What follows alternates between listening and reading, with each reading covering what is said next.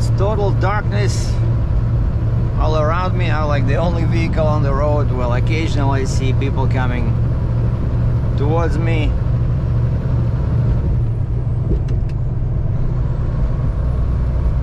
So Alberta allows night driving. I just have to put my magnetic lights on each corner of the load, and my strobe lights in the back, I also started the one on the second axle.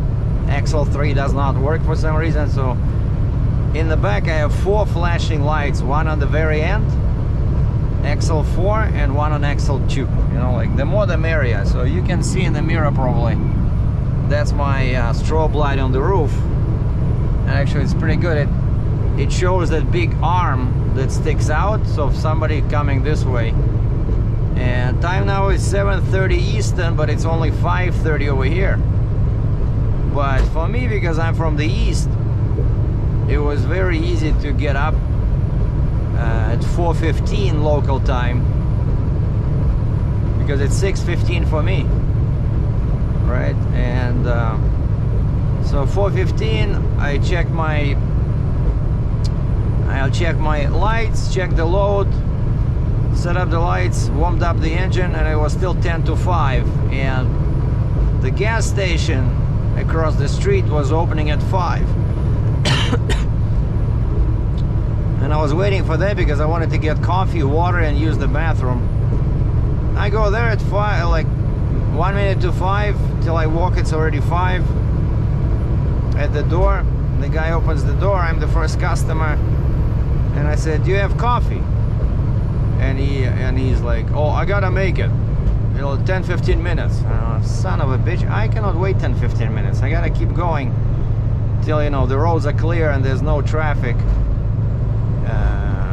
And the guys there on site, they show up. They said 6 o'clock somebody will be there, but I don't want to unload in an unfamiliar yard before sunrise. You know, I want the sun to be up, and so the sun is up at 7:15 local time, and that's the madness behind my plan. Is I want to be there when the sun is up, right?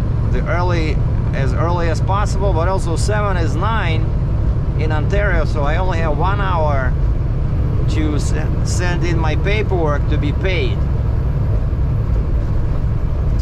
Right, and so I want to ask him to, like I do it sometimes like this when I'm in the West, I'll ask him to sign my paperwork before like I'm there. You want to check the load, like it's no issues, but just sign my paperwork so I can send it over to my factoring office, and then we can take like half a day to do this.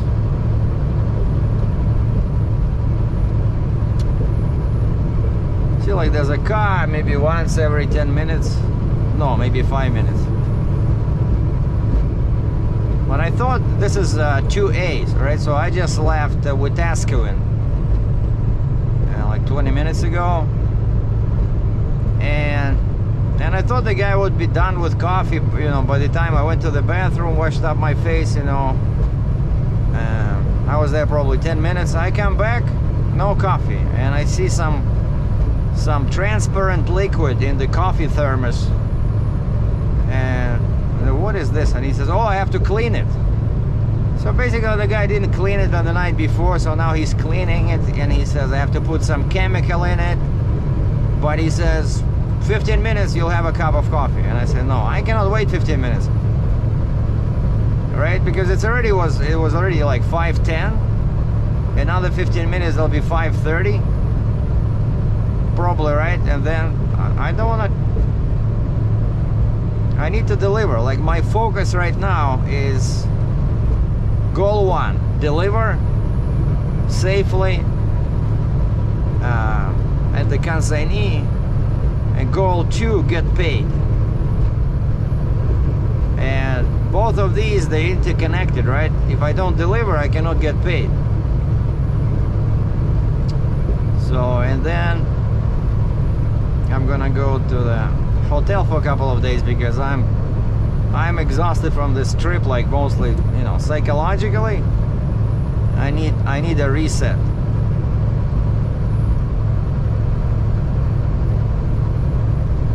Like Rita Vratovsky, you know, said in the movie with Tom Cruise, let's reset. And she takes out her gun. Because she has to kill him each time they want to reset the time.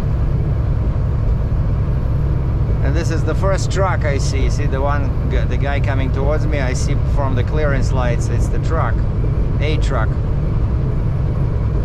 But I can see he's moving to the shoulder. That means that my lights are working. I mean, they do the job. They illuminate the load so people see it's an oversized load. And there was a car way behind me somewhere there in the darkness. But I'm telling you, I'm okay driving early. Like, what I don't like is driving late. Like, if this was like 1 in the morning, I don't like it. Because you feel sleepy, you know, and then darkness never ends. Like for me also psychologically, the mornings are easier because you know that eventually the sun will be up, right? Like you're kind of driving towards the sunrise, right? Like there's a rainbow at the end of the tunnel. But if you're driving at night, well, of course there'll be sunrise eventually, like, right? But if you, some guys like to drive until 1 or 2 in the morning. I don't know, but then, you know, you have to deal with your e-log.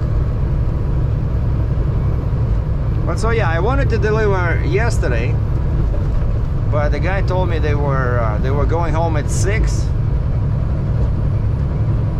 It was like 3:15, 3:20 local time, but you know, I needed to get fuel.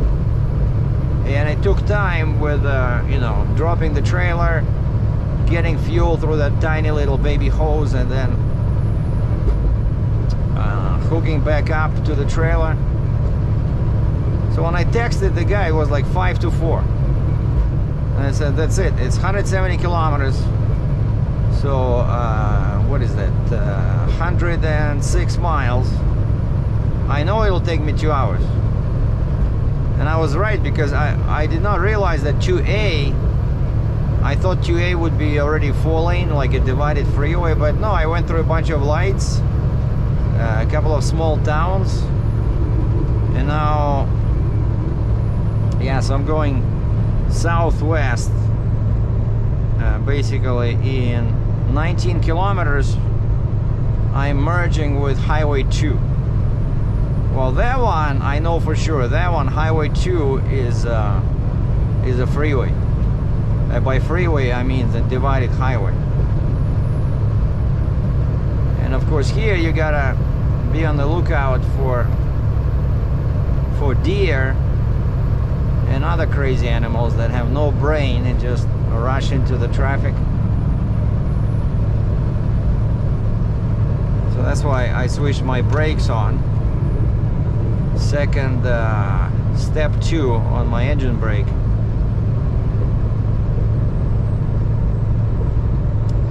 Because I'm on a cruise control, 91 kilometers an hour, so 56 miles per hour. And oh, what's our fuel? 77. Man, 77 liters per 100 kilometers. That's not good.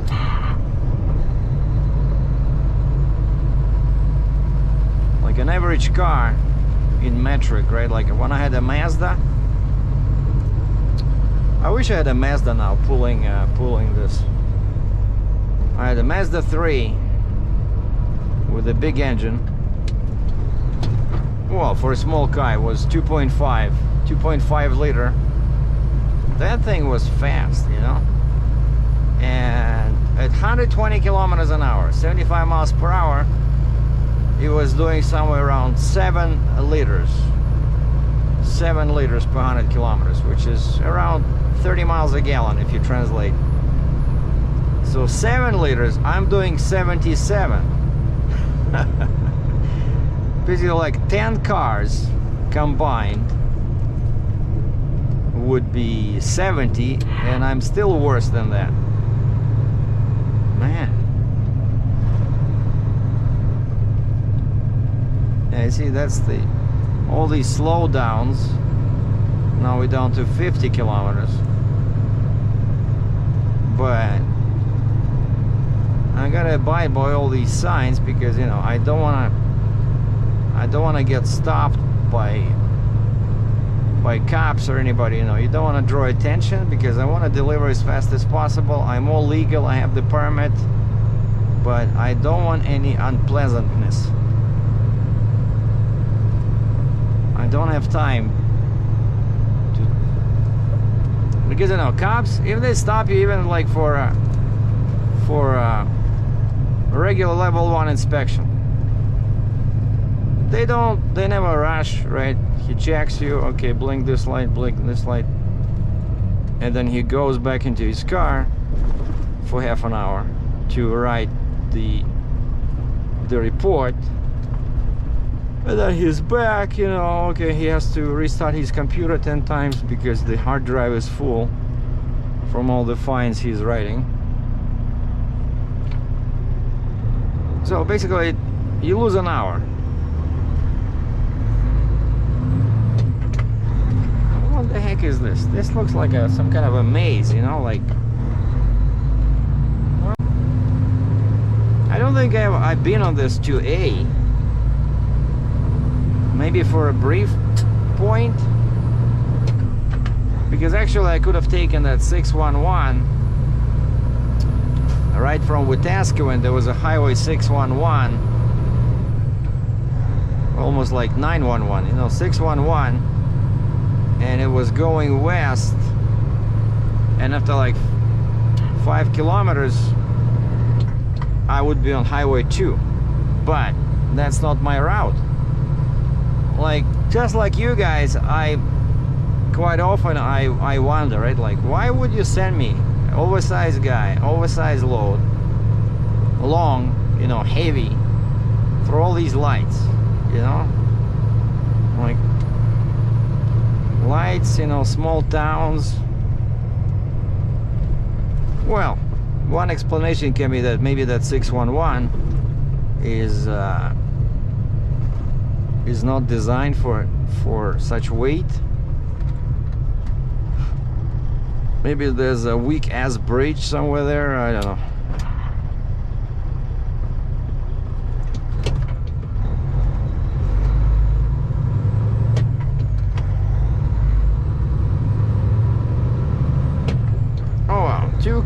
Two vehicles are passing. That's good. Yeah, that lane gonna end anyway, so, and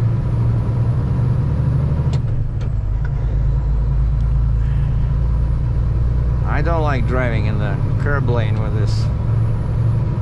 oversized loads, because especially in a small town, sometimes they have all these, you know, poles close to the road.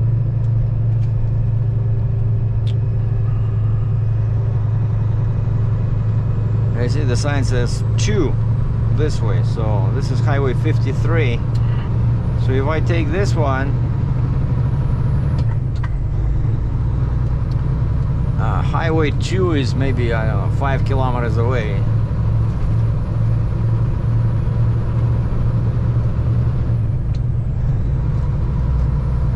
Alright, 14 clicks to highway 2.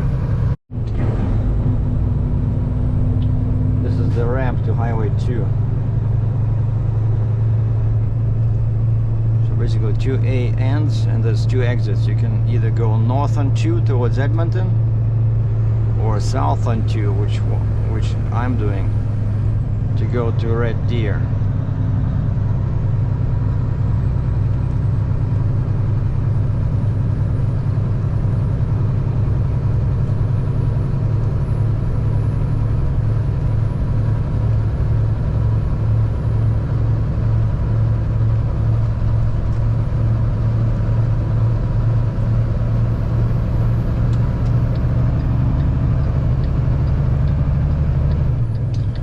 Red Deer, 39 kilometers, Calgary, 181. Finally, I'm on the freeway. Man.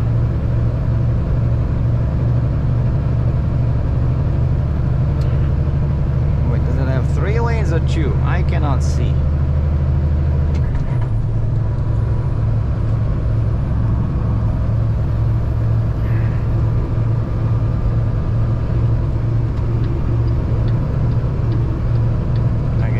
Here till it runs out, because here there's too many vehicles. I don't want to use my high beams.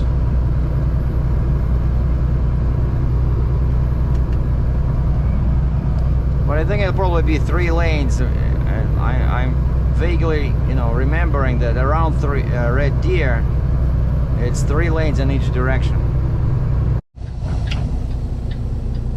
And this is, I'm leaving Highway 2. I'm going west on Highway 12.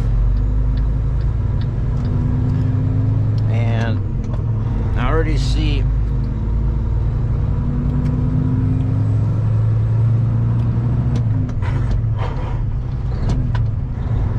in the distance that the sky is getting lighter.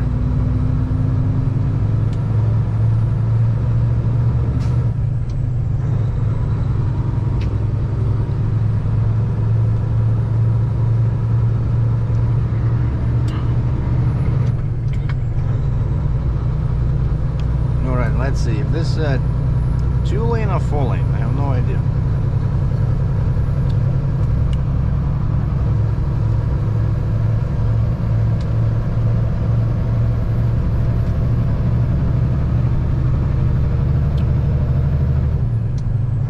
And I stopped to check because Google Maps is sending me, you know, basically the place where I'm going, it's south of 12. It's not on Highway 12. I basically, the place where I'm going is on Highway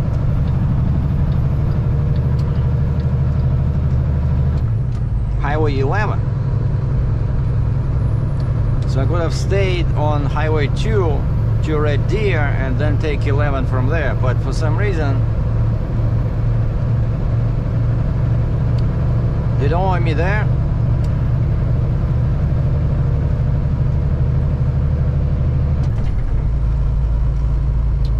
Man.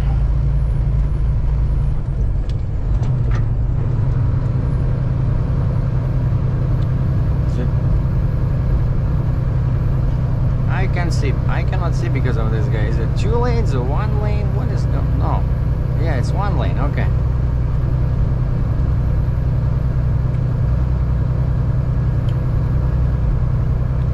And I'm already down to next mark on my primary gauge from half. Now we are between 1/4 and half. This is such BS, you know, like, why does it take so much fuel? What is this now? 77.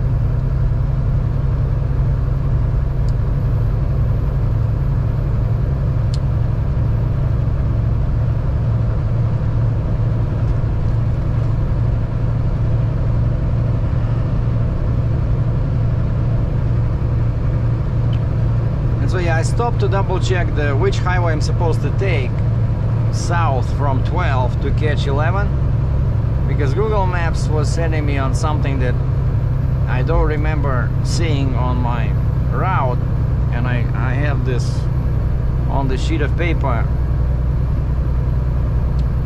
So I gotta follow, I think it's 761, it's this one over here.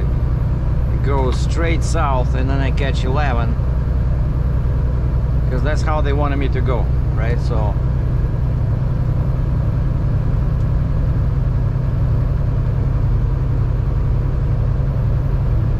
это будет долгая песня.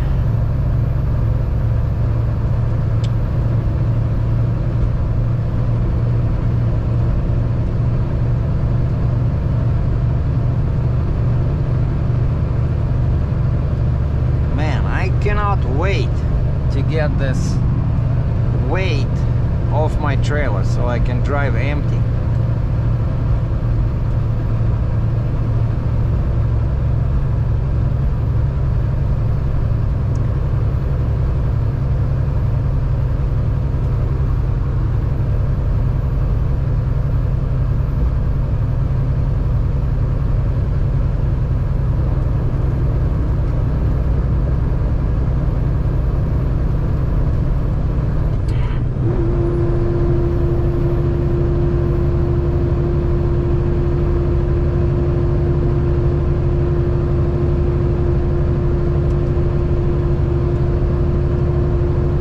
First thing I'm doing after I get the money is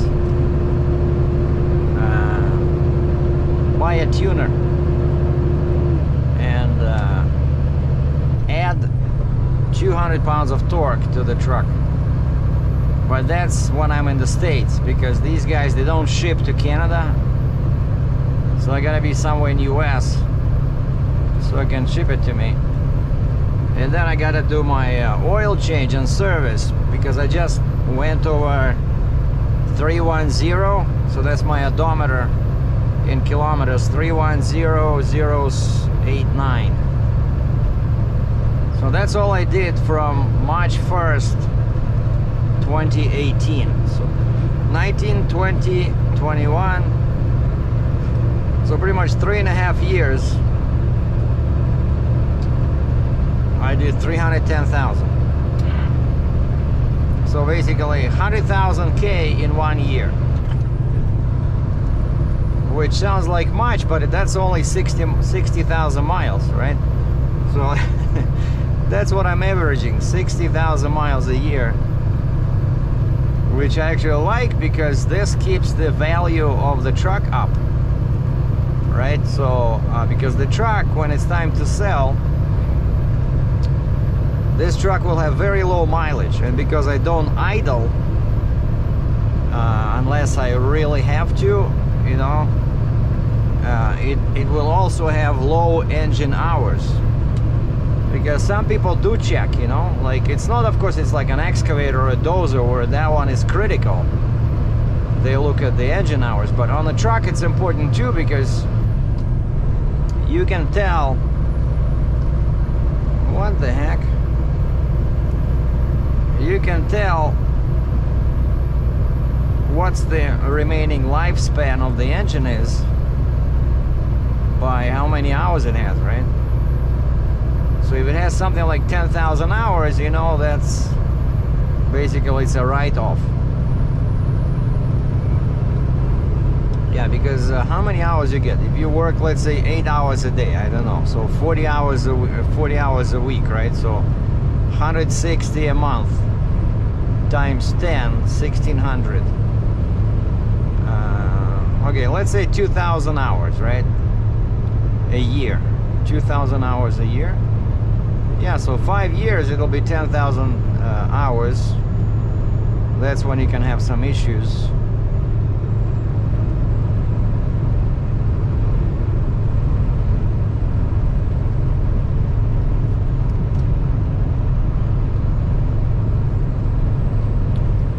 Telling me that's not your high beams, you son of a gun? You know, some of these, especially new cars, the lights are so bright, it just, you know, hurts. And then I blink at him like, hey, turn off your high beams. And the guy's like, what? And he actually makes them brighter, which means that he was driving, it's not his high beams, that's his regular headlights, and yet they're brighter than my high beams, I'm pretty sure.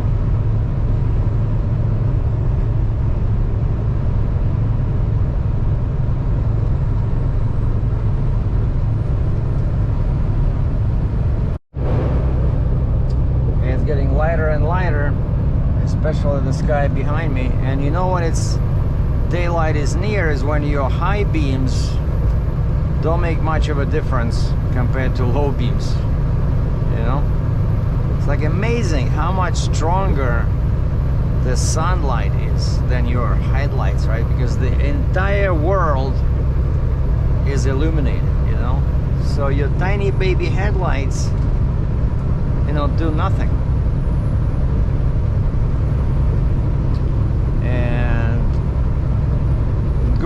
maps found my proper route, which is Highway 761, and it showed it to me as an alternate route. I clicked it, so now it's sending me exactly the way I want it. So in 8 kilometers or 5 miles, I'm turning left or south this way on some sketchy Highway 761. So I hope it's not too bad, but I went through a couple of very bad hills.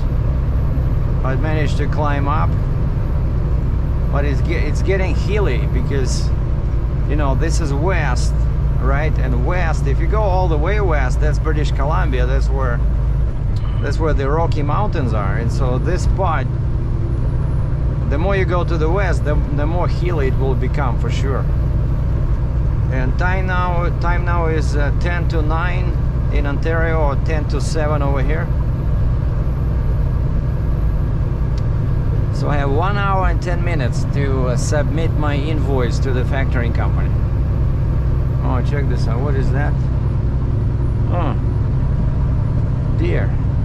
But these were black. Interesting. But they had the white spots on their tail. That's how I saw them.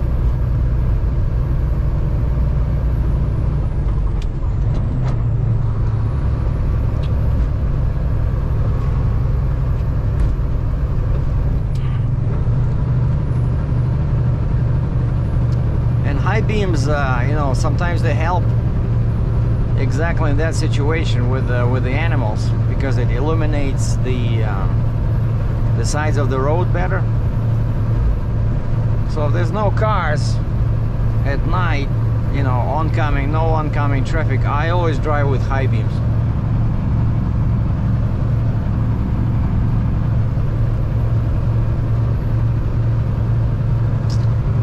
And I'm down almost a quarter of a tank on the left tank, but the right one is almost 50%. I'm telling you, I'm gonna fix this. I don't like them going like this, and then the first one actually happened to me once. I still have a quarter of a tank over there, but over here it's already on the red. It was already on the red field, and it started beeping. It said, you know, low fuel in the primary tank. Gave me the message, and I'm like, why are you not taking the fuel from the secondary tank?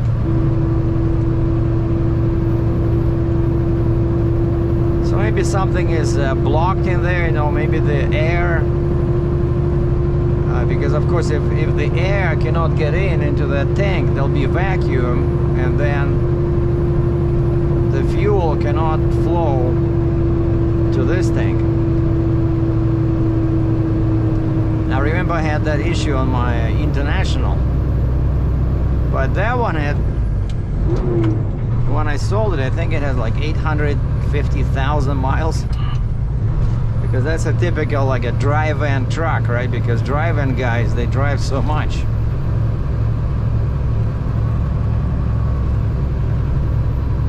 Yeah, check this out. Berezki, birch trees. I love them.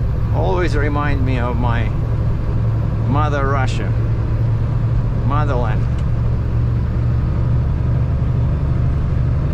Like you go far enough north, you always see birch trees in Canada and northern US. And look at this. It's just crazy, these hills. I'm staring at the climb on the other side. And quite often actually hills are like this, you know. Instead of one short climb, it goes like, it raises, then it becomes flat, and then it raises again. See, right now it's my chance to pick up some speed, because that hill looks very steep.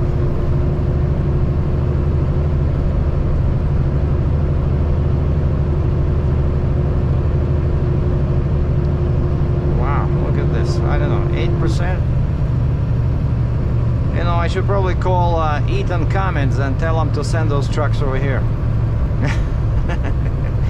With that Endurant XD that I tested. This would be, you know, bring that B train with 130,000 pounds on it. Gross weight 200,000. Now look at this. Oh, maybe, I don't know. What's the percentage here? Nobody knows for sure. See, it's not even marked. And one trick I learned with heavy loads, you don't split gears when downshifting. So like I'm losing RPM, right? And let's say I'm in 6 high, and then of course I go to 6 low, and then if I have to downshift further, instead of going to 5 high, I go to 5 low, right? So you skip half a gear, because if you're climbing, as soon as you get your shifter into neutral, the truck starts slowing down, right? And by the time you put it in the new position, the speed will be too low for the half a step. You just need to, rev up your RPM a bit higher, and with practice, it's pretty easy. Okay, I think somewhere there at the bottom I see a blinking light. The guy is turning right,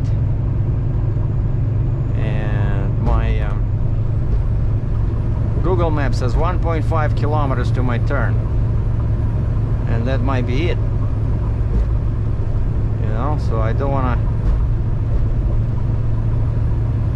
wanna speed up too much. So we need 761. Yeah, 1 kilometer. Wow. See, the distances here are huge. That's the turn. And there's a huge hill going that way. Man. 600 meters, turn left onto Alberta 761 south. Yeah, it's that one.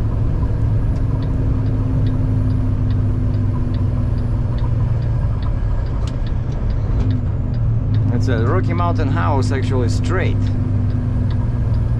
But the thing is,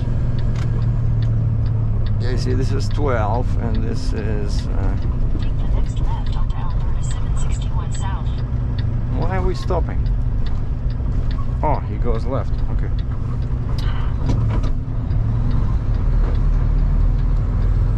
Man, behind me we have a. Continue on Alberta 761 south for 16 kilometers.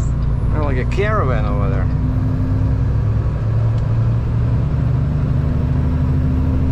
And now it says Rocky Mountain House, 34 kilometers. Okay.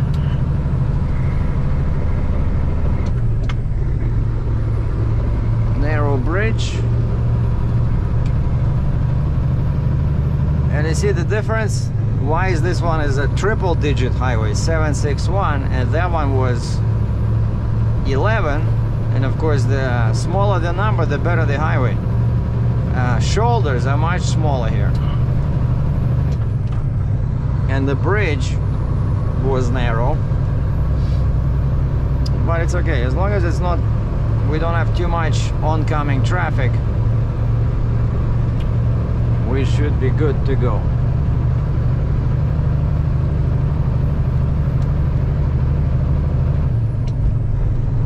Actually, the truck picks up speed, so it's a hill, but it's a very, very gentle hill. Oh wow! I'm already in 7 high.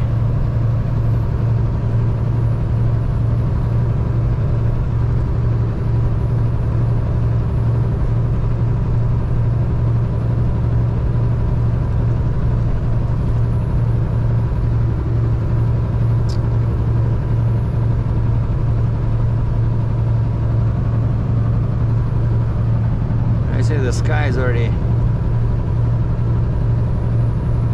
light, so the sun is coming up somewhere there shortly, because yeah, now it's 7 o'clock. So I checked the the sunrise, Rocky Mountain House, Alberta, and it's at, I'm pretty sure it was 7:15 local time. So now it's 7, so we have 15 minutes to sunrise, and this is perfect. You see, that's why I don't like unloading in the dark. You know, it's easy to get injured, it's easy to hit something. So this is perfect. So I got up early, drove in the dark, but I'll be unloading during daylight. Oh wow, look at that, a red sky in there, man. And a buddy of mine from Alberta said this weekend is gonna be good, like the temperature is gonna be like plus 18 Celsius, which is what, like 70 F?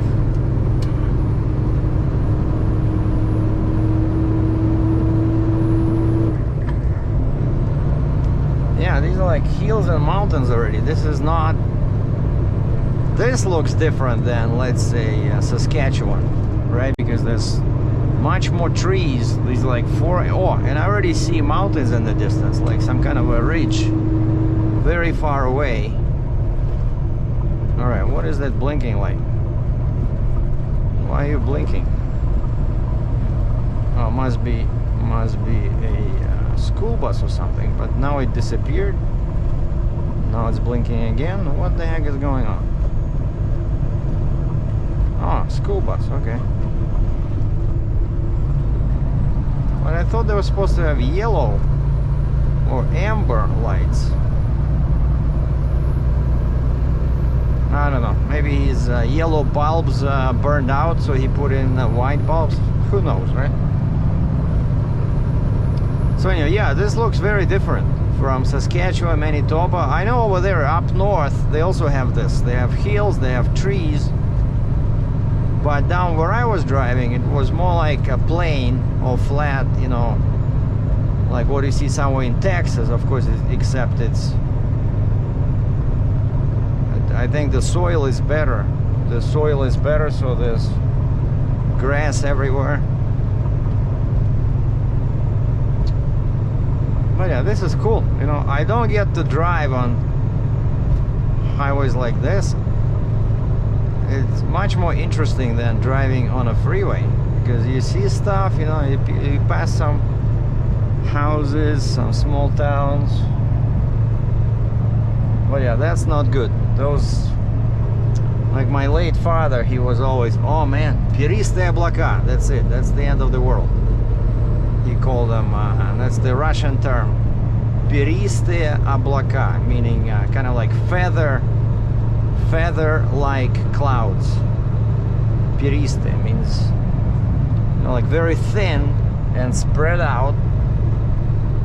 And I don't remember what it's, that says that it's gonna be either too windy or some kind of a storm is coming, or it's gonna be rainy or something. But basically it's bad weather when you have clouds like that, and they're high altitude clouds.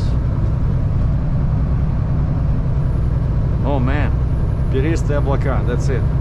Pack your suitcases. Собирай чемоданы. Приехали. Alright, 9 clicks to Highway 11. That's good.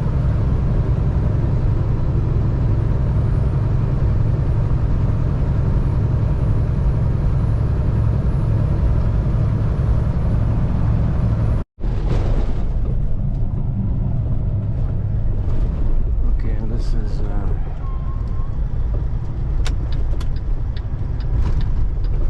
Highway 11.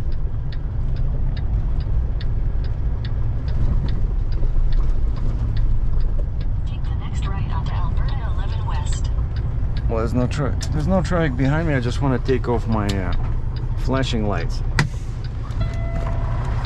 I don't want to kill the battery.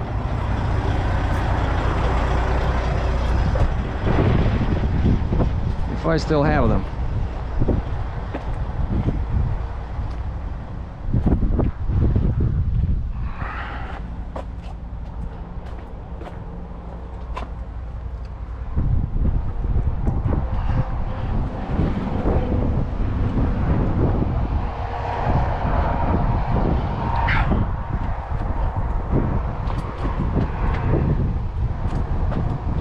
These ones for some reason don't work. These ones work.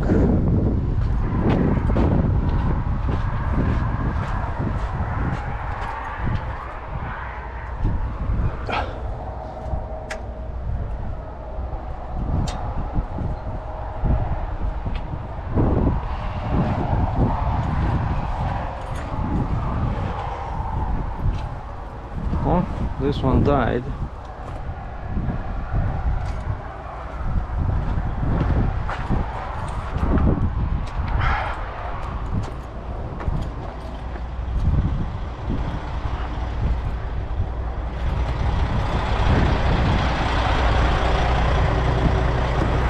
So why they didn't send me on 11, I don't know. It would be so much easier just to follow Highway 2, which is divided highway, right? Follow Highway 2 straight to 11 because Red Deer is this way. Instead, they send me on all these local highways. And I saw a bunch of trucks actually. Bunch of trucks fly by here. I see.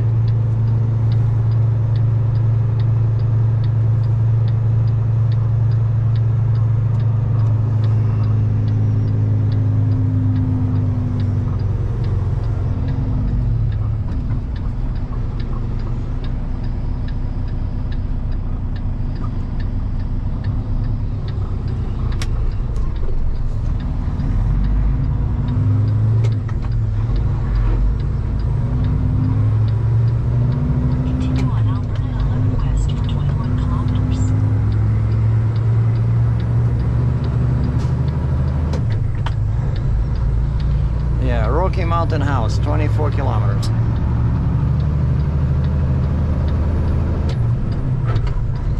Wow, look at this huge truck. So you know you're somewhere close to an oil field when you see trucks like that. You know those, I think they call them pickers, like the one with the big bed. He can pick up all kinds of containers from the ground because he has a winch.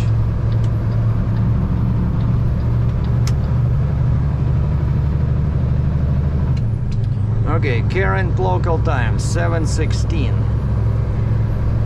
What is it? That's why I couldn't wait for that coffee.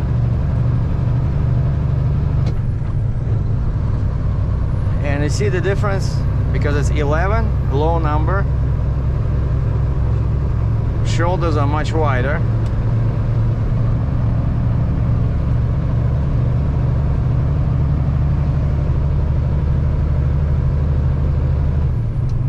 Of course, more traffic here. But see, at least I can park my track over that line, so my left side does not stick out too much.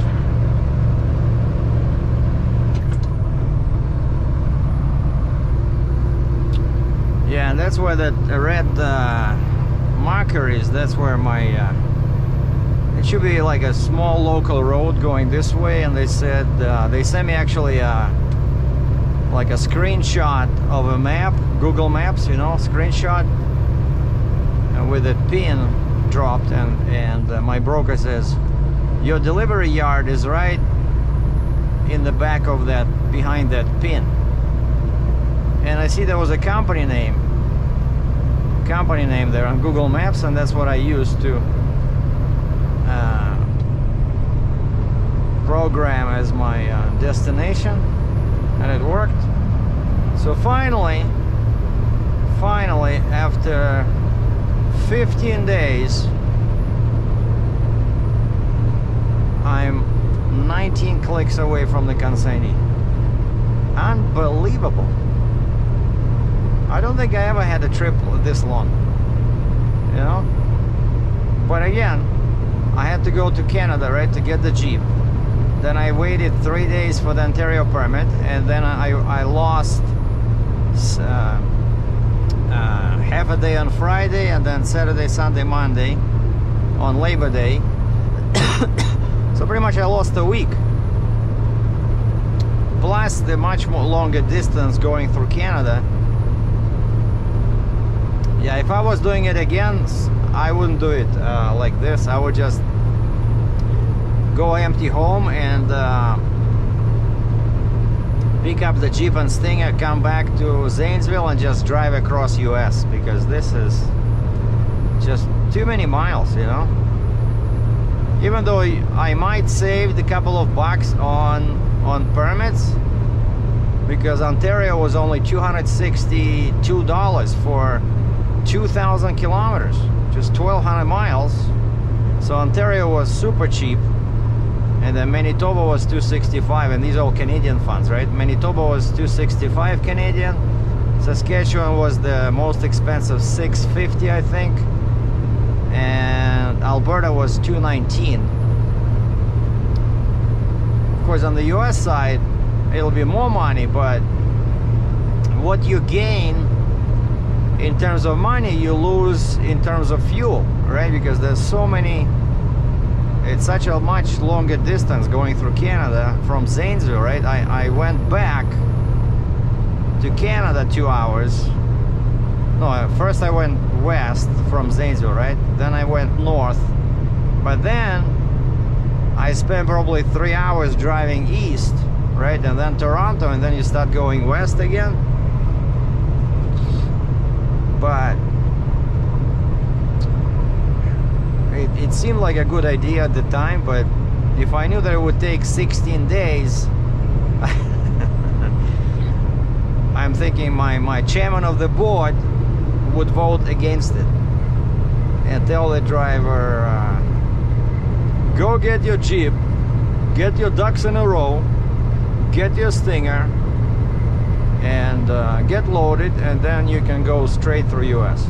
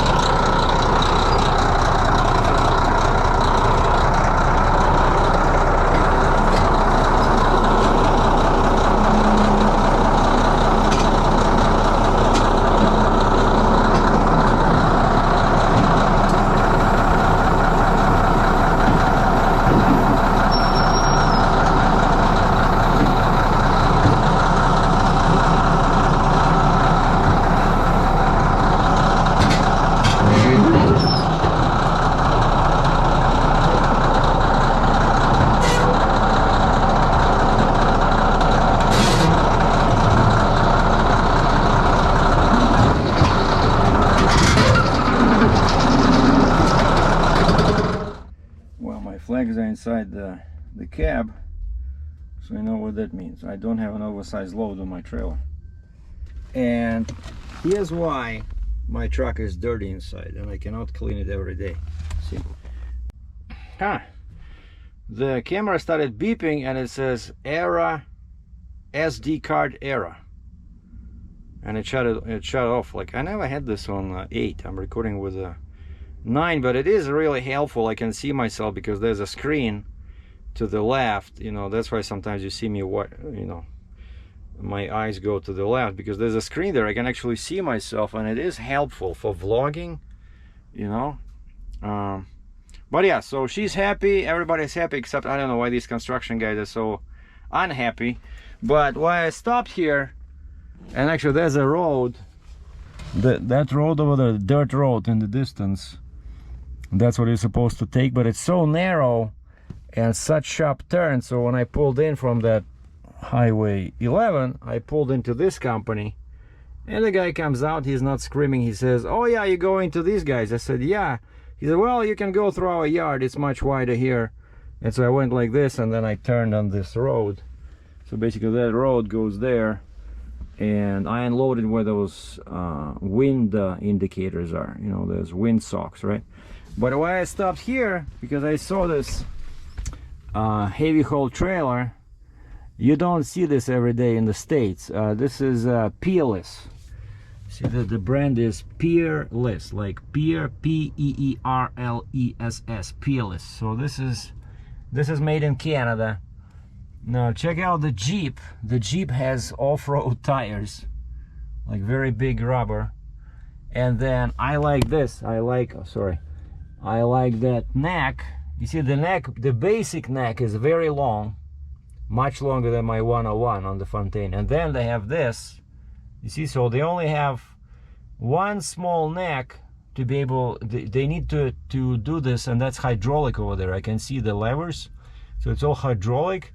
So see, when they don't need the Jeep, they just flip that and then can use that trailer without the Jeep, and they don't have to do anything about the neck, right? In my case, if I flip the neck that I'm using now with the Jeep, I'll be 101 inch, my swing radius 101. I cannot use that for any loads about even 70,000 pounds. The truck will be overloaded because the truck is too close to the trailer. So I need like 115, 120 swing radius, and that's what, you know, one of the major reasons why I wanted to change trailers like last year, right? Like I wanted to do a custom trailer like this with a base neck at least 120 inches, and then a short flip box with hydraulics, and this way that's it. You can use it regularly as a regular trailer, you can use it with a Jeep, right? But then also this, because Western Canada, they don't care about height, right? Like height here, you can be 16, 18, 20 feet tall, nobody cares. And that's why these trailers are usually very tall. Like this thing is humongous, and I'm guessing it looks much wider. So I think his axles are wider, but I think he only has 4 tires on each axle, unless I cannot see. But yeah, so he has a Stinger, see, Trident +1. So basically exactly like my trailer, except it's much bigger, much heavier probably. And you see, he has those old tires. They're probably using them when they're loading or offloading. And that thing in the bed, that's very nifty, you know. You see, they have tires covered over there. It's like a rubber, flexible rubber covers, like a you know, flap. And they like doing that in Quebec, because this way you can still drive over them. You can probably disconnect them pretty quickly if you need to, like a grader or scraper, you know. But this way, less dirt, you know, flies this way. So anyway, this was a super long trip, but now it's delivered. Now I could go to that. Let me see if I can find that. I can find that place where I stopped, because I'm gonna stop there and then probably, yeah, book a hotel. Oh, I think it was over here. What was the highway name? I know it was just south of Red Deer. It was something called Partnership Rest Area. Oh, here we go. 42, yeah. Tim Hortons over there. There's a Burger King. I don't know if it's still open. So it's 42 and 2. So let's see. Wow, 90 kilometers. Okay, so you see, it's basically sending me back on 11, and then I catch 12 and go south, and that thing, that rest area is right there. And then this is exact south on Range Road 71, then sharp right. Yeah, this is exactly where I was a couple of years ago when COVID started, and but it was winter, it was super cold. I was sitting in that truck stop for probably, I don't know, a week, and then I said forget it, and I went to a hotel. So I know that hotel, and I know they have parking nearby. So, and the guys helped me. They loaded the Jeep, and the guy here was very knowledgeable. He says, oh, I do it every day because they have their own trucks. Because I said, hey, where's the actual pipeline? Is it somewhere here? He says, no, it's about 40 kilometers that way. So that's why they have their own trucks. And I saw the same truck like mine, T880, and they have their own trailers.